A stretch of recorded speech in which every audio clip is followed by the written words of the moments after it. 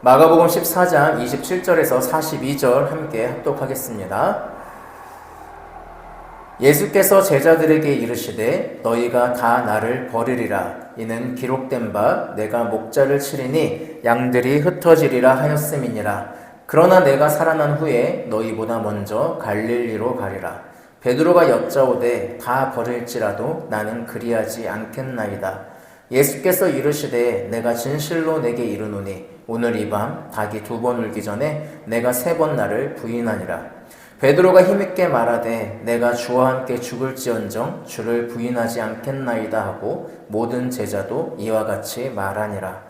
그들이 겟세마네라 하는 곳에 이르매 예수께서 제자들에게 이르시되 내가 기도할 동안에 너희는 여기 앉아 있으라 하시고 베드로와 야고보와 요한을 데리고 가실새 심히 놀라시며 슬퍼하사 말씀하시되 내 마음이 심히 고민하여 죽게 되었으니 너희는 여기 머물러 깨어있으라 하시고 조금 나아가사 땅에 엎드려 될 수 있는 대로 이때가 자기에게서 지나가기를 구하여 이르시되 아빠 아버지여 아버지께는 모든 것이 가능하오니 이 잔을 내게서 옮기시옵소서. 그러나 나의 원대로 마시옵고 아버지의 원대로 하옵소서 하시고 돌아오사 제자들이 자는 것을 보시고 베드로에게 말씀하시되 시몬아 자느냐 내가 1시간도 깨어있을 수 없더냐 시험에 들지 않게 깨어있어 기도하라. 마음에는 원이로되 육신이 약하도다 하시고 다시 나아가 동일한 말씀으로 기도하시고 다시 오사 보신즉 그들이 자니 이는 그들의 눈이 심히 피곤함이라. 그들이 예수께 무엇으로 대답할 줄을 알지 못하더라. 3번째 오사 그들에게 이르시되 이제는 자고 쉬라. 그만 되었다. 때가 왔도다. 보라 인자가 죄인의 손에 팔리니라. 일어나라 함께 가자. 보라 나를 파는 자가 가까이 왔느니라. 아멘. 어느 일요일 쉬는 날이기에 모두 휴식을 취하고 있었습니다. 어떤 사람은 놀러갈 계획을 세웠습니다. 또 어떤 사람은 한 주의 고된 일과에서 회복되는 날로 삼았습니다. 또 어떤 사람들은 데이트할 생각에 들떠 있었습니다. 어떤 사람들은 쉬는 날이지만 생계를 위해서 일을 해야 하는 사람들도 있었습니다. 하지만 그날이 쉬는 날이라는 사실에는 변함이 없고 다들 나름의 계획을 가지고 있었습니다. 그런데 믿기지 않는 소식이 들립니다. 전쟁이 일어났다는 소식입니다. 1950년 6월 25일 일요일 새벽 4시에 북한이 쳐들어오므로 평화의 일상이 사라졌고 그 이후로 대한민국은 오늘날까지도 전쟁의 위협 속에서 살고 있습니다. 만약 전쟁이 날 것을 미리 알았다면 사람들이 그런 계획을 세웠을까요? 아마 피난을 가든지 혹은 전쟁을 어떻게 막을 수 있을 것인지 그런 고민들을 했을 겁니다. 평화로운 일상이 당연하다고 생각했지만 전쟁은 그 모든 것을 깨버렸습니다. 전쟁이란 비극 앞에서 사람들의 일상은 깨어졌고 평화도 사라집니다. 마음은 불안해지고 초조해집니다. 일요일은 사람들에게 즐거운 날이지만 예상하지 못한 비극은 때론 나를 무너지게 합니다. 최근에 오랜만에 1000만 관객을 돌파했다는 그 영화 서울의 봄이 개봉을 했습니다. 1979년 12월 12일 전두환을 중심으로 한 군사 반란을 배경으로 하고 있습니다. 그들이 그런 일을 계획하고 있을 때 일반 시민들은 과연 그것을 예상이나 했을까요? 군인들은 얼마나 알았을까요? 당시에 그 긴박함을 영화가 그려낸 것으로 알고 있습니다. 평화의 일상이 있는 것 같지만 모두가 즐거운 것 같지만 어느 한편에서는 생각하지 못한 비극들이 기다리고 있는 경우가 있습니다. 우리는 그냥 살아가지만 어떤 사람들은 음모를 꾸미며 나를 무너뜨리려고 하는 그런 위기의 순간들도 있습니다. 오늘 우리가 읽은 본문의 제자들의 기분은 나름 들떠 있습니다. 예수님과 만찬을 마치고 이들은 감람산이라고 나와 있는데 여러분 올리브산이라고 보시는 게 맞습니다. 그 올리브산으로 찬양을 하면서 올라갔다라고 이야기합니다. 이스라엘의 해방을 기념하는 축제인 6월절이 가까워지고 그 만찬을 함께하고 찬양하면서 산을 올라갔습니다. 이들의 마음 가운데 불안함이 있었을까요? 아마 이들은 명절 기분에 취해 있었고 그 분위기를 누리고 있습니다. 때때로 축제에 가면 사람들의 밝은 얼굴을 보면서 내 마음도 좋아지듯이 시장에 들어서고 사람들이 여기저기 흥정하고 길에서 오뎅도 먹고 이러면은 나도 뭔가를 사서 먹고 싶은 마음이 들듯이 만찬을 마치고 찬양을 하며 올라가는 제자들의 마음은 아마 들떠 있었을 겁니다. 하지만 예수님은 그렇지 않습니다. 예수님은 자신의 시간이 다가오고 있음을 알고 있습니다. 예수님은 자신의 고난이 시작될 것임을 알고 있습니다. 예수님은 죽음의 그림자가 자신을 서서히 덮치고 있는 것을 알고 있습니다. 이 모든 것을 알면서 제자들과 함께 찬양하며 올리브산으로 올라가는 예수님의 마음은 제자들과는 분명히 다릅니다. 같은 날, 같은 상황, 같은 곳에 있지만 제자들과 예수님의 마음과 인식은 전혀 다릅니다.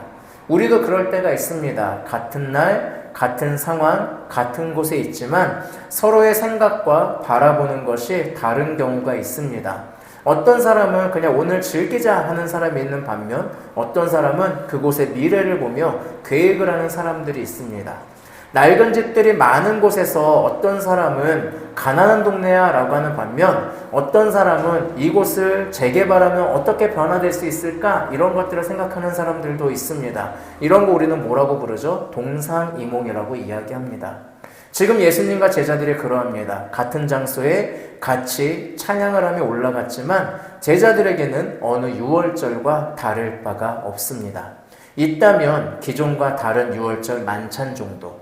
하지만 예수님한테는 앞으로 자신에게 찾아올 시련과 고난 그리고 죽음의 위기가 있었습니다. 그리고 이 차이는 생각보다 큰 차이를 보여줍니다. 그게 무엇일까? 왜 예수님과 제자들은 이렇게 차이를 보였을까요? 오늘 우리가 읽은 본문에서 가장 많이 등장하는 말이 바로 깨어있으라입니다. 원어로 그레고레오라고 하는 표현되는 이 말은 정확히는 지켜보다, 망보다, 정신 차리고 있다, 경계하다 라는 뜻을 가지고 있습니다. 마가는 당시에 깨어있었던 예수님과 깨어있지 못했던 제자들의 모습을 통해서 어떤 위기가 찾아왔는지 그리고 그 위기 앞에서 어떻게 되었는지를 보여주고 있습니다. 먼저 제자들은 깨어있지 못했습니다. 그들은 예수님이 3번이나 순환에 대해서 말씀했고 방금 전 유월절 만찬의 의미도 새롭게 해줬음에도 불구하고 여전히 깨어있지 못합니다. 그래서 그들은 앞으로 자신들에게 어떤 일이 닥칠지를 모릅니다. 사실 앞을 아는 사람들이 얼마나 되겠습니까? 나름대로 예상은 해보지만 실제로 미래를 정확히 알 수 있는 사람은 없지 않습니까? 제가 목요일에 설교를 생각하면서 설교를 어떻게 전할까 막 이렇게 생각을 하면서 이렇게 길을 걷고 있는데 안목 커피거리까지 이렇게 걸어갔어요. 근데 그 안목 커피거리 중간쯤인가 사주를 보시는 한 할아버지가 계시더라고요. 근데 그 앞에 청년이 하나 이렇게 앉아 있었어요. 그러면서 이제 청년이 이렇게 막 굉장히 진지하게 들었어요. 근데 이제 제 말이 조금 들렸거든요. 뭐 저한테 이제 들렸던 게 뭐 이 호랑이 아마 그 사람이 호랑이띠인가 봐요. 호랑이 기운은 막 하면서 막 그런 거 하는 거예요. 그래서 저한테 있어서 호랑이 기운은 뭐지 콤프로스트를 먹을 때만 솟아나는 걸로 알고 있는데 그 청년에게 다른 기운이 있는지 어쨌든 뭐 그런 것들을 막 하고 있는 거예요. 그리고 청년은 정말 진지하게 듣고 있었어요. 아마 미래에 대한 궁금증 그리고 혹은 지금 현재 자신의 불안감을 없애고 싶은 마음이 있으니 그분에게 앉아서 듣고 있지 않았을까요? 네, 우리는 미래를 알 수 없습니다. 그럼 미래를 알 수 없다 보니 우리는 뭔가 미래를 알 수 있다고 하면 혹하죠. 사실 그렇잖아요. 어떤 상황인데 여러분들 조금 미래를 알 수 있다고 한다면 앞으로 한국의 전망을 좀 알 수 있다고 한다면 앞으로 좀 뜰 수 있을 주식을 미리 알 수 있다면 너무 좋지 않을까요? 예전 한 유머집에 그런 게 있었거든요. 유머가 아니라 어떤 영어였는데 당신이 만약에 20년 전으로 잠깐 들어가서 그러니까 20년 전에 나한테 가서 한 3초의 시간을 주는데 딱 3마디만 할 수 있다. 그럼 어떻게 하겠느냐? 라고 했을 때 1위가 그 여자 아냐? 이거였대요. 그러니까 그 인간 아니야 이게 1위였대요. 근데 뭐 이제 그런 답 중에 재밌는 답들이 그렇게 많잖아요. 근데 제가 재밌게 봤던 답 중에 하나는 그거였어요. 뭐였냐면 넷플릭스, 그 다음에 테슬라, 애플 이렇게 하고 사라지겠대요. 그러니까 이게 주식인 거죠. 20년 전이니까 그때 테슬라, 넷플릭스, 그 다음에 애플 이 주식을 사면은 대박 날 거라는 거죠. 그래서 그 부분들을 이야기하는 거였대요. 그러니까 인간은 누구나 미래를 알고 싶어요. 하지만 우리는 미래를 알 수 없어요. 하지만 문제는 예수님은 앞으로 닥칠 일을 이야기해 주셨다는 거예요. 예수님이 넘겨져서 고난을 받고 죽게 될 것을 알려주었음에도 이들은 그런 예수님의 이야기가 귀에 들어오지 않았습니다. 아이들에게 너 지금 공부 안 하면 나중에 후회한다 라고 얘기해줘도 아이들은 당장 후회하지 않고 공부 안 합니다. 그리고 나중에 이제 왜 자기한테 그때 그런 얘기 안 했냐고 얘기해요. 그럼 내가 했잖아 뭐 이렇게 되거든요. 제가 신학대학원 다닐 때 목회 실습이라는 과목이 있는데 그 과목은 거의 시간 때우는 시간이에요. 그래서 이제 뭐 자기가 어떤 사역을 했는지 뭐 이런 것도 막 적어서 내는 시간인데 거의 노는 시간이에요. 근데 그때 이제 교수님이 그래도 나름대로 뭐 이것저것 한번 해봐라고 하라고 하는 것들이 있어요. 그러면은 꼭 이제 그런 거 안 하고 노는 친구들이 있어요. 막 놀고 교수님이 말씀하시는데 막 그냥 별로 안 듣고 건성 듣고 막 이런 친구들이 있어요. 그럼 교수님이 꼭 그 친구들 가서 얘기해요. 너 나중에 똑같은 성도 만난다 라고 얘기를 해요. 그럼 이제 그런 말도 그냥 다 그냥 막 넘어가요. 그리고 최근 와서 간간히 연락이 오는데요. 정말 그런 성도 만나서 죽겠다고 그런 얘기가 저한테 들려와요. 그러니까 미래를 미리 얘기해줘도 혹은 미리 앞을 얘기해줘도 때로는 우리 귀에 들어오지 않아요. 왜요? 우리가 깨어있지 않기 때문에 그렇습니다.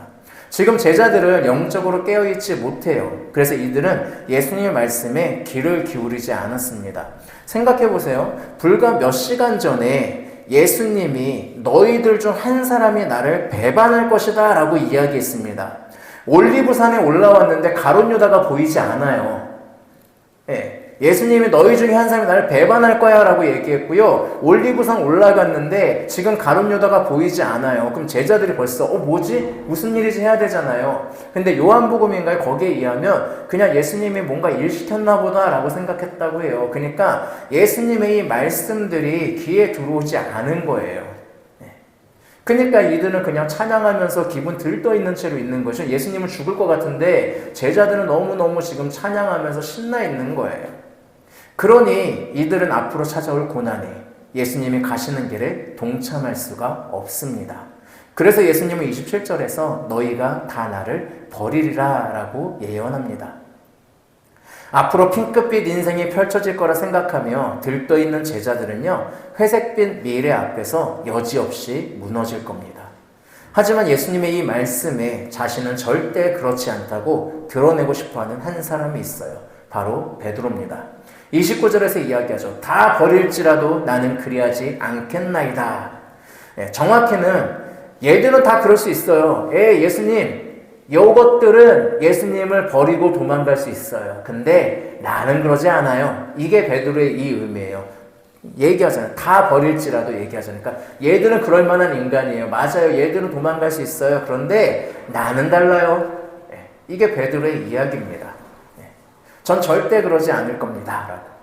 근데 그러한 베드로를 향해서 예수님은 오늘 이 밤 닭이 2번 울기 전에 내가 나를 3번 부인하리라 라고 이야기해요. 그러니까 지금 베드로는 허세를 부리고 있는 거예요. 예전에 놀이공원에 귀신의 집이 있었는데 자기는 무서운 거 없다고 당당히 앞으로 간 친구가 있어요. 근데 난 안 무서워. 그런데 이미 목소리가 떨려요. 그리고 이미 걷고 있는데 다리가 살짝 떨려요. 그리고 들어가자마자 제일 크게 비명 질러요. 저는 오히려 안 무서웠고 그 친구는 무서웠고 그래는 나왔는데 다리는 부들부들 떨린 채로 안 무서웠어? 뭐 이러고 있어요. 지금 베드로는 일종의 그런 허세를 보여주고 있는 거예요. 아니 정확히 베드로도 앞으로 어떤 일이 일어날지 모르기 때문에 그렇게 이야기할 수 있는 거예요. 베드로도 깨어있지 않은 거예요. 그는 영적으로 잠들어 있습니다. 그리고 자신 있게 이야기하죠. 근데 이 베드로가 얘기할 때 예수님이 네가 나를 3번 부인하리라 라고 하는 이 말을 원어를요 좀 더 보면은 네가 말한 대로 라고 하면서 하거든요. 그러니까 이게 어떤 의미일까 라는 거를 어떤 한 사람이 참 멋있게 해석을 해줬어요. 브레디라고 하는 학자인데 이렇게 얘기해요. 예수님이 이런 뜻으로 이야기했다는 거예요. 이 밤에 닭이 여병을 기다리며 깨어있다는 사실을 증명하기 위해서 2번 울 거야. 그런데 베드로 너는 닭이 2번 울기 전에 2번이 아니라 3번 울 거야. 이는 네가 깨어있다는 걸 증명하기 위한 게 아니라 나에 대한 너의 충성심이 잠들어 있다는 게 증명될 거야 라고. 그러니까 예수님은 지금 베드로에게 너는 잠들어 있어. 그래서 닭이 2번이나 아침을 깨워도 넌 여전히 잠든 채로 나를 3번 부인하게 될 거야 라는 것이 이 예수님의 의미라는 거예요. 저는 이 해석이 참 괜찮은 것 같아요. 왜냐하면 그 부인한다는 원의 의미를 보면 네가 말한 대로 되지 않을 거야 라는 의미를 좀 가지고 있거든요. 그래도 베드로는 자존심이 강해요. 그래서 예수님의 이 말에 더 강하게 말해요. 내가 주와 함께 죽을지언정 주를 부인하지 않겠나이다. 그리고 자존심 강한 제자들도 저도 그렇습니다 라고 얘기해요. 그러나 이들이 얼마나 깨어있지 못한 존재인지는 이후에 더욱 등장하게 되죠. 올리브산에서 내려오다가 겟세마네라는 곳에 도착한 예수님은 3명의 제자들과 함께 합니다. 그리고 자신이 너무너무 힘드니 여기에서 깨어있으라 라고 말씀합니다. 그렇게 기도하는 예수님을 두고 제자들은 잠을 자고 있습니다. 무려 3번이나 예수님은 이들에게 깨어있으라고 이야기합니다. 하지만 제자들은 계속 자고 있습니다. 40절에 보시면 눈이 피곤하여 라고 되어 있는데 좀 더 정확한 표현은 눈을 누르다 라는 뜻이에요. 그러니까 눈을 압박하다 라는 뜻을 가지고 있습니다. 제자들의 마음과 달리 눈꺼풀이 내려 누른다는 표현이에요. 그 얘기 있죠. 100kg를 우습게 두는 역도 선수도 자신의 눈꺼풀은 들 수 없다고. 그것처럼 지금 딱 그런 표현인 거예요. 제자들의 내려간 눈꺼풀을 막을 수가 없다는 거예요. 왜 그럴까요? 제자들은 깨어있지 않으니까요. 찾아오는 위기 앞에서 이들은 속수무책입니다. 예수님이 기도해달라고 하지만 그 심각성을 느끼지 못해요. 38절에서 예수님이 기도하라면서 중보 요청을 하잖아요. 근데 여러분, 예수님이 중보 요청하는 장면이 이 장면이 유일해요. 예수님이 언제 한번 너희들 나를 위해서 좀 기도해줘 라고 얘기한 적이 없어요. 이 겟세마네라고 하는 장소에서 유일해요. 그러니까 얼마나 힘드셨다는 얘기예요. 그런데 제자들은 전혀 이 심각성을 모르고 자고 있어요.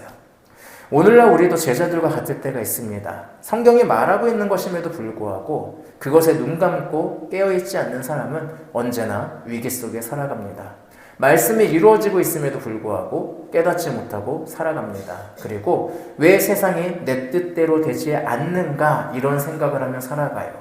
왜 내가 열심히 기도하고 있는데 이 기도가 무시당하는가?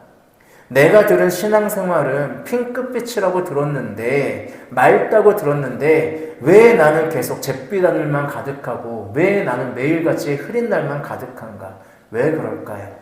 우리가 깨어있지 못하고 잠들어 있기 때문이에요. 잠들어 있으니 하나님의 말씀을 무시합니다. 잠들어 있으니 기도하지 않습니다. 잠들어 있으니 세상 속에서 일하시는 하나님을 보지 못합니다. 잠들어 있으니 세상 속에서 이루어지는 하나님의 말씀을 바라보지 못합니다. 그러니 그리스도인은 힘이 없습니다. 위기 앞에서 나아가는 것이 아니라 구심점을 잃어버리고 허둥지둥하면서 흩어집니다. 내가 속한 공동체를 버리고 흩어집니다.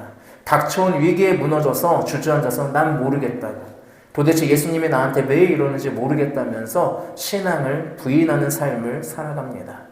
비그리스도인은 다를까요? 마찬가지입니다. 살아계신 하나님은 없다고 믿고 예수님을 무시하니 당연히 깨어있지 못하죠. 나 자신이 하나님이 되어서 인생의 결정권자가 되어 살아가요. 내 인생 내가 결정권자가 돼서 나아가면 편할 것 같아요. 하지만 모두 그렇게 살아가요. 그리고 그렇게 경쟁해요. 그러니 내 뜻대로 되지 않습니다. 경쟁하는데요. 피자는 한쪽인데 100명이 덤벼들고 있어요. 이게 내 뜻이라고 하면서. 당연히 안 되죠. 그러니까 세상이 나를 배신하는 것 같죠. 나름 착하게 살았다고 자부하는데 나한테 찾아오는 건 항상 배신과 배반, 그리고 내가 가지는 생각들이 무너지는 경험을 하게 되죠. 이런 게 찾아올 줄 몰랐죠. 과거에는 정직하게 살아가면, 깨끗하게 살아가면, 착하게 살아가면 잘 살 수 있다고 생각했는데 막상 내가 겪는 현실은 그와 반대되고 있죠. 여러분, 자녀에게 언제나 정직하게 그리고 선하게 살아, 그럼 너의 모든 일이 잘 될 거야 라고 자신 있게 가르칠 수 있으세요? 저는 목사고요. 그렇게 가르치겠지만 모든 일이 잘 될 거야 라고 말을 못하겠어요. 왜요? 점점 나라는 사람이 행복하면 되고 남은 신경 쓰지 말라는 가르침에 눈이 어두워지고 있기 때문에 그래요. 세상은 점점 그렇게 깨어있지 못해요. 얼마 전에 한 젊은 청년들이 이야기하는 걸 들었는데 그 얘기를 해요. 왜 결혼을 안 해야 되는가? 네. 결혼하고 헤어지면 이혼이라는 꼬리표가 생기는데, 그리고 결혼하고 바람피면 불륜이라는 꼬리표가 생기는데, 내가 결혼을 안 하면 헤어져도 아무 꼬리표가 생기지 않으며, 내가 결혼하지 않으면 내 연인이 바람을 펴도 헤어지면 그만이니 내가 왜 결혼이라고 하는 제도에 묶여 있어야 되나? 그럴 필요가 없지. 나는 그냥 지금 내가 행복하면 돼. 지금 세상은 점점 그렇게 변해가요. 그러니 다들 깨어있지 못하니 어떻게 돼요? 위기 앞에서 결국은 다들 뿔뿔이 자기 살 길을 찾아 흩어질 수밖에 없는 세상 속에서 우리는 살아가고 있습니다. 이거는 예수를 믿건 예수를 안 믿건 똑같이 일어나요. 하지만 깨어있으신 예수님은 다르죠. 예수님은 하나님에 대해서 깨어 있습니다. 그래서 자신의 앞길이 어떤지를 알고 있습니다. 그렇다고 그분이 괴롭지 않은 것은 아니에요. 예수님은 여러 면에서 괴롭습니다. 예수님은 깨어 있으니까 오히려 괴로워요. 알면 괴롭지 않을까요? 괴로울 때는 알아도 괴로워요. 내가 먹고 살 길이 없어졌어요. 내일부터 당장 굶어야 돼요. 그런데 자고 일어나다가 깨어나면 괴로움이 사라지나요? 그냥 여전히 괴로워요. 한숨이 나오죠. 왜? 알고 있으니까, 깨어 있으니까, 보이니까. 때로는 그럴 때가 있어요. 예수님은 가룟 유다가 자신을 배반할 것을 알고 있습니다. 그리고 그 배반 속에서 제자들이 자신을 버리고 도망갈 것도 알고 있어요. 깨어있지 못한 자들이 자신을 팔고 버릴 것을 알아요. 자신과 함께 죽을지언정 절대 배반하지 않을 거라는 베드로는 3번이나 자신을 모른다고 외면할 것도 알고 있어요. 예수님은 그러니 이 외로운 길을 걸어가셔야 돼요. 누구보다 잘 알고 있어요. 여러분, 겟세마네 동산이라고 하는 곳이 이렇게 되어 있는 곳입니다. 제가 가서 이스라엘에 직접 찍어온 건데 여기 이 올리브 나무들이 가득해요. 그래서 이 올리브 나무를 짜는 곳이란 뜻이에요. 겟세마네는 어떤 특정 지역이 아니라 이 올리브 나무, 이 올리브 기름을 짜는 곳이에요. 이 올리브 기름을 짠다는 의미는 뭔지 아세요? 희망을 얘기해요. 올리브 기름을 수출을 하거든요. 먹고 사는 길이 되거든요. 이거를 쫙 짜는 틀이 있다는 건 그냥 일종의 화폐 공장이에요. 근데 이 화폐 공장에서 예수님은 기도하시는데 지금 뭘 가지고 기도하셔야 돼요? 자신의 죽음을 놓고 기도하셔야 돼요. 이게 예수님이 기도하셨다는 그 겟세마네의 그 기도터입니다. 예.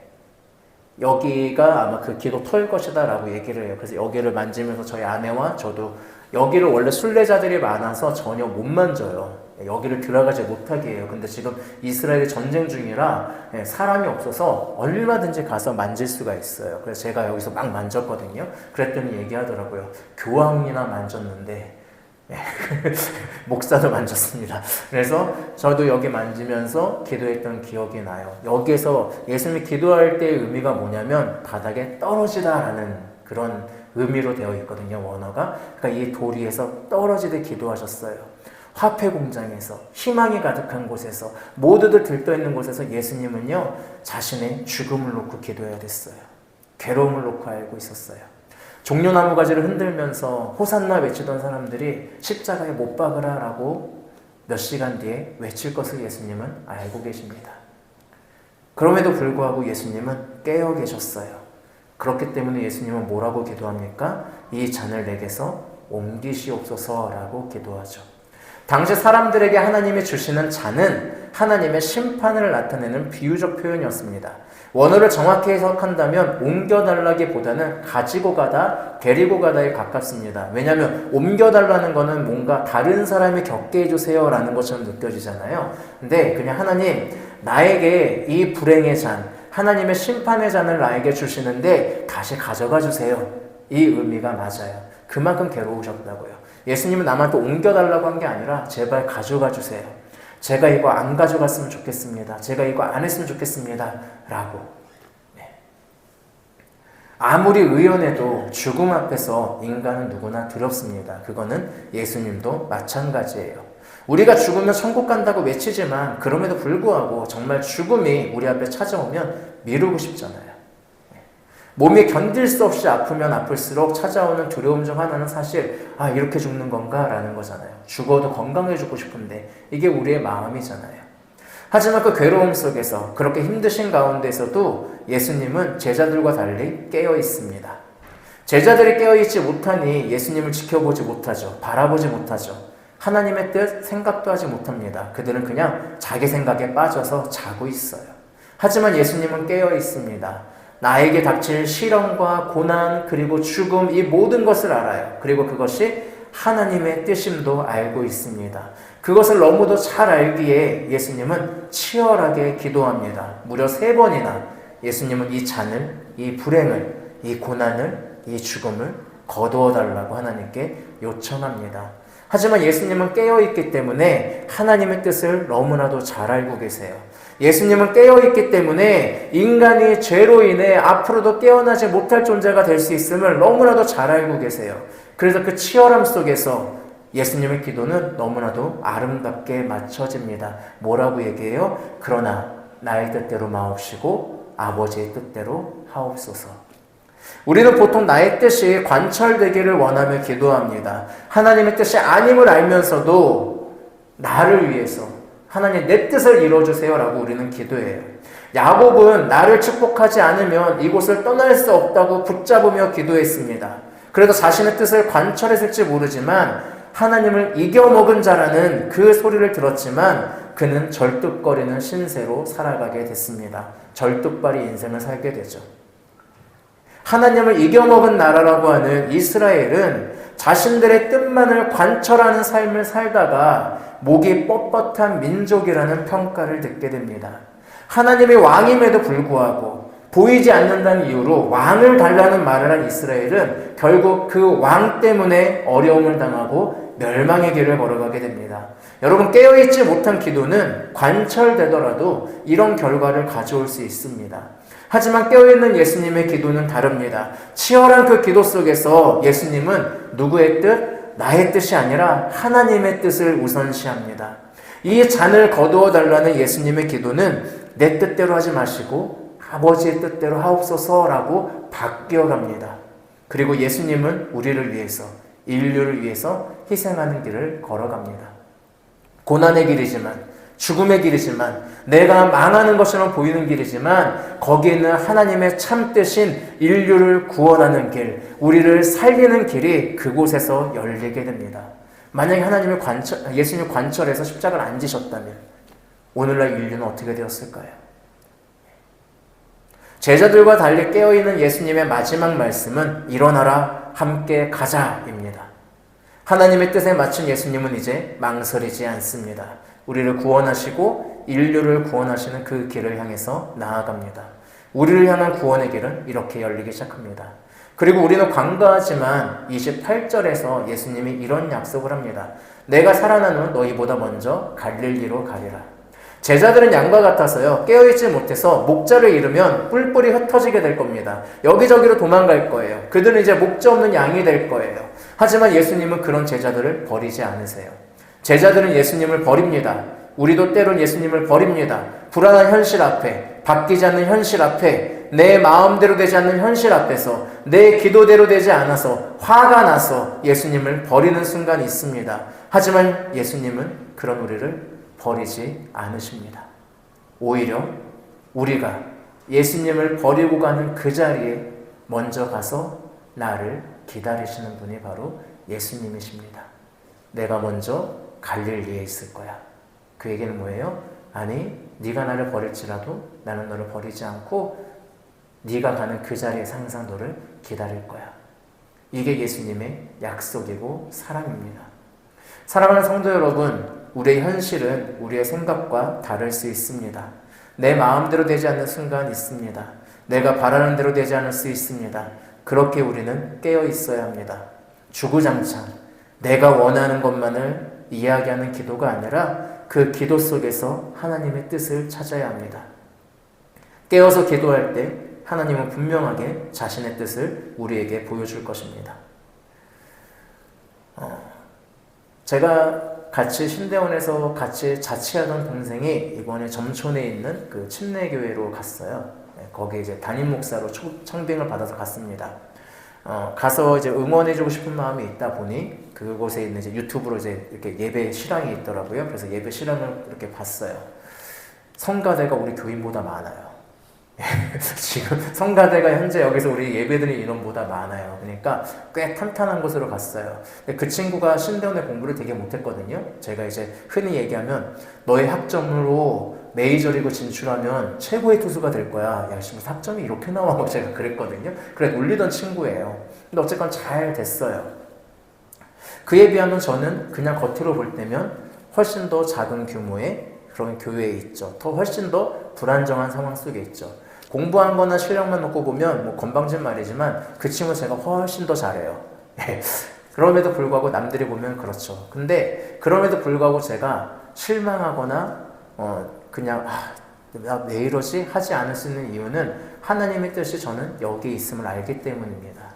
저는 기도했고 하나님의 뜻을 보이셨고 그래서 저는 제가 바라던 것들이 있지만 그럼에도 불구하고 그 바라는 것이 아니라 하나님의 뜻을 따라서 이곳으로 왔습니다. 그리고 여전히 이곳에 하나님의 뜻이 이루어질 거라 저는 믿고 있습니다. 저의 생각보다 쉽지 않습니다. 제 자신도 부족한 게 너무나도 많고 깨닫게 되고 그래서 저도 다시 한번 성장하면서 나아가고 그런데 그 가운데 하나님이 이루실 그분의 뜻이 이루어질 것을 저는 믿기 때문에 오늘도 그런 것들에 흔들리지 않고 나아갑니다. 여러분들도 마찬가지입니다. 나의 기도만이 아니라 내 뜻이 아니라 하나님의 뜻이 무엇인지를 볼 수 있게 깨어있게 해달라고 그렇게 기도하셨으면 좋겠습니다. 그리고 하나님의 뜻에 깨어있다면 이 세상에서 일어나고 있는 내 앞에 있는 고난들을 내가 어떻게 감당하며 나아갈지 알 수 있을 겁니다. 그래서 우리도 함께 외쳤으면 좋겠습니다. 오늘 예수님이 하신 말씀 일어나자 함께 가자. 그렇게 오늘도 하나님의 뜻을 향해서 함께 일어나서 나아가는 저와 여러분이 되기를 주님의 이름으로 축복하겠습니다. 기도하겠습니다. 살아계시고 역사하시는 아버지 하나님, 깨어있지 못한 제자들은 다가오는 고난도 알지 못한 채 잠들어 있었습니다. 잠들어 있기에 하나님의 뜻을 알지 못하고 그들은 결국 예수님을 버리고 도망가게 될 것입니다. 하지만 하나님의 뜻에 깨어있는 우리 예수님께서는 우리를 위하여서 그 고난의 길을 향해서 당당하게 일어나자 함께 가자 라고 이야기합니다. 그리고 때로는 예수님을 버린 그들을 찾아서 먼저 가서 기다리시며 우리를 다시 세우시겠다고 약속하십니다. 오늘 우리가 살아가면서 하나님의 뜻을 가지고 기도하게 하시고 나의 뜻과 다를 때 때로는 그 치열함 속에서도 결국 하나님 뜻 앞에 나를 순종하는 길을 걸어갈 수 있도록 함께하여 주시옵소서. 예수님의 이름으로 기도합니다. 아멘.